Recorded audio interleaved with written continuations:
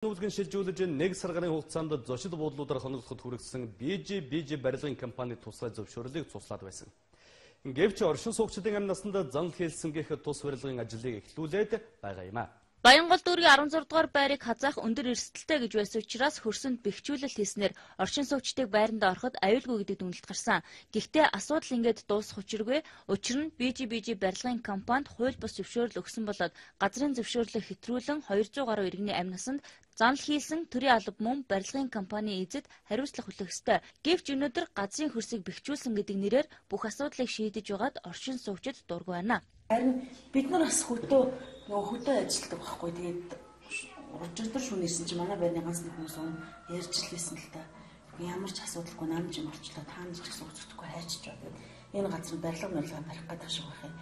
Уган дээр тэр нөгөө залуучууд ч төлөлтэй биш. Залуучуудын соёлын өдөр болсон хурал дээр бүх зөвшөөрлийн цуслуулсан гэдэг нөгөө нэг Батүлийн орлогчдын орсод дараад тэгж ярьж ирсэн чинь хотлоо юм шиг юм байна гэж яригдчихсэн. Өөрөөр хэлбэл BG барилгын компани аль хэдийн барилгын ажлаа эхлүүлжээ. Ингэхдээ шөнө оройн цагаар ажиллаж байна. Харин хөрсний бэхжүүлэлтэд оршин суугчид итгэхгүй байгаагаа хэлсэн гэлээгээд очих газаргүй учраас байрандаа орхосоор аргагүй гэдгээч дуулгаж байна. Харин барилгын компани ажлыг хэн эхлүүлэх зөвшөөрөл олгосон бэ гэдэг асуудал анхаарал татаж байна.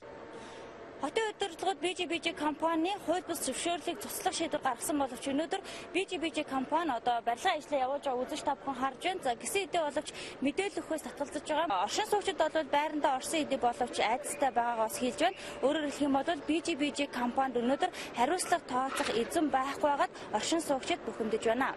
Хотын удирдлагууд хурал зөвлөгөөн хийж асуудлыг нэгтгэж шийдтэл барилгын компани ажлыг эхлүүлэхгүй гэж байсан ч өнөөдөр барилга ажлаа эхлүүлжээ. Гэвч нийслэлийн ерөнхий төлөвлөгөөний газарт энэ асуудал хамаагүй болоод зогсохгүй. Анханасаа асуудлыг бүрч мэдэхгүй гэж байсан барилга хот байгуулалтын яам барилгын ажлыг эхлүүлэх зөвшөөрөл олгожээ. Харин хяналт тавих үүрэгтэй мэргэжлийн хяналтын байгууллага ямар ч мэдээлэлгүй байж байна.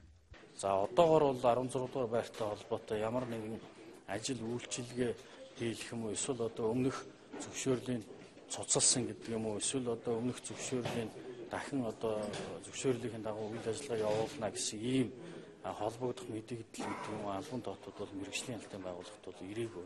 Энэ мэт аливаа хэрэг маргаан нэг хэсэгтээ шууган тарж өнгөцгөн бага ажиллаар асуудлыг шийдээд албан тушаалтнууд ард нь зүгээр суугаад өнгөрдөг жишг 16 дугаар байрны хажууд зөвшөөрөлтөө гих BG компани хэрэгээс харж болно. Хууль дүрм зөрчиж газрын зөвшөөрлөө өөрчилсөн нь бүх нийтэд ил байхад хэн ч хариуцлага хүлээсэнгүй. ТВ-с мэдээ аримтуя уранхаас мэдээллээ.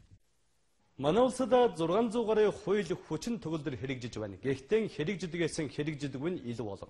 Хамгийн орон жишээ гэхтэл тамхины хяналтын тухай хууль батлагдсан өдрөөс эхлэн зөрчигдөж ирсэн. Харин хууль хэрэгжихгүй байгаа шалтгааныг хууль нь